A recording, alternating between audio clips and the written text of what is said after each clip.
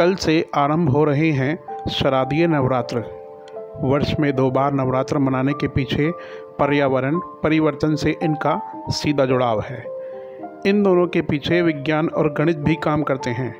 नवरात्र के इस पहलू पर आइए बात करते हैं। शारदीय नवरात्र आरंभ होने वाले हैं। सनातन धर्म में नवरात्र का अर्थ मात्र देवी की पूजा तक ही सीमित नहीं, बल्कि इसके वैज्ञानिक आधार भी हैं। अक्सर यही होता है कि इस तरह के उत्सव को मात्र उसी दृष्टि से देखते हैं जिससे उसके धार्मिक पहलू को निपटा सके। इसके वैज्ञानिक आधार भी हैं जिन पर कभी सोचा नहीं जाता।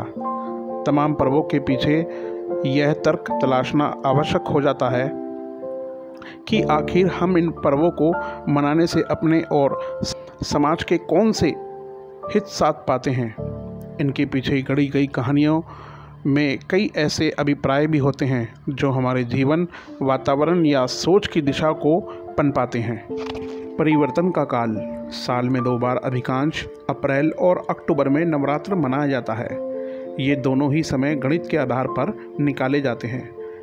पहला सवाल कि यह 9 दिन के ही क्यों रखे जाते हैं, और दूसरा इनको मनाए जाने के पीछे क्या कारण है जो जन समाज और प्रकृति हित में है।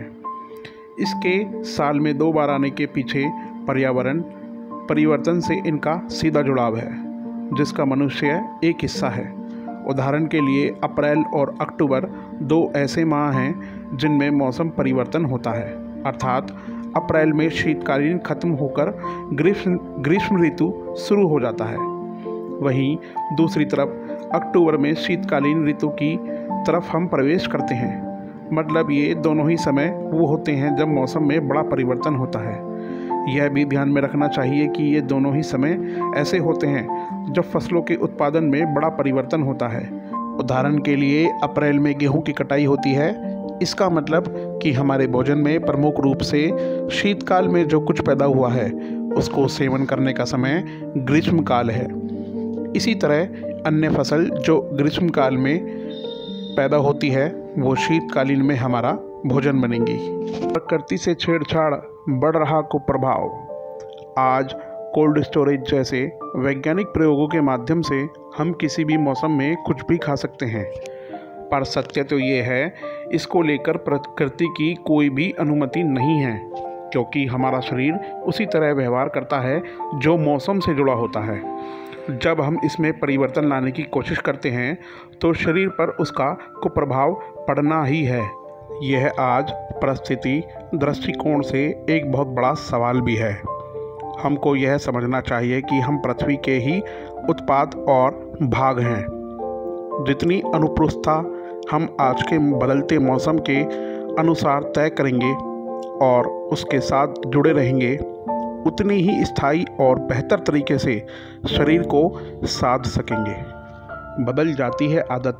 बात मात्र यही नहीं, यह भोजन के परिवर्तन से जुड़ा है, बल्कि हर मौसम में शरीर का व्यवहार व मेटाबॉलिज्म अलग हो जाता है।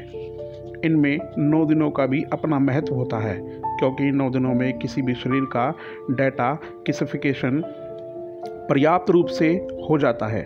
मतलब हमारे भोजन में परिवर्तन होता है तो शरीर को अवसर दिया जाना चाहिए कि वो नए भोजन के लिए तैयार हो, और उसके लिए पूर्व में जो लिया गया भोजन हो उससे जुड़े तमाम तरह के विलेशी पदार्थ मुक्त होने के लिए 9 दिन चाहिए होते हैं। नवरात्र में हम माँ भगवती के 9 रूपों से जुड़ते हैं। सभी रूपों में देवियाँ प्रकृति या सामाजिक पहलुओं की अभिव्यक्ति से जुड़ी होती है। शैलपुत्री हो या स्कंद माता या कालरात्रि, इन सब में कुछ ना कुछ संदेश जुड़ा है।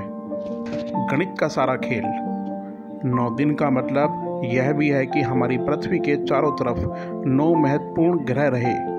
अब विज्ञान ने 9वें ग्रह को निरस्त कर दिया, पर मौजूदगी विद्वान है जिनका किसी न किसी रूप से हमारे शरीर से सीधा संपर्क है।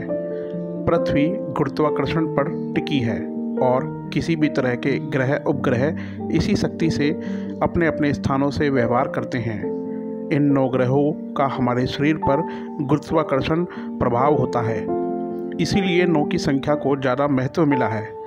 9 को एक संपूर्ण संख्या भी माना जाता है, मतलब 9 की संख्या को जब हम किसी भी संख्या से गुणा करें तो योग 9 पर ही पहुंचेगा। दुनिया तक पहुंचे हमारी परंपरा। दुर्भाग्य यह है कि हमने कभी नवरात्र के वैज्ञानिक पहलू पर ध्यान नहीं दिया। नवरात्र इस देश की एक बहुत बड़ी वैज्ञानिक पहल है और सत्य यह है कि इस सोच को देश दुनिया में बांटा जाना चाहिए। विश्व में मात्र यही अद्भुत देश है जहां प्रकृति, परंपरा, व्यवहार, पृथ्वी सब जुड़कर समाज के लिए अभिव्यक्ति पैदा करते हैं। इसी गणित और विज्ञान की समझ ने इस देश की कई परंपराओं को तय किया है। ऋषि मुनियों की ऐसी विज्ञान आधारित पहल और समझ ने इस देश में बहुत से साधनों को साधा है। नवरात्र का वैज्ञानिक पहलू आज ज़्यादा महत्व रखता है, क्योंकि पश्चिम सभ्यता की आड़ में हमने अपनी जीवन शैली को परंपराओं से हटकर जिस तरह नए सिरे से तैयार किया है, वो हमारे लिए घातक सिद्ध हुई है।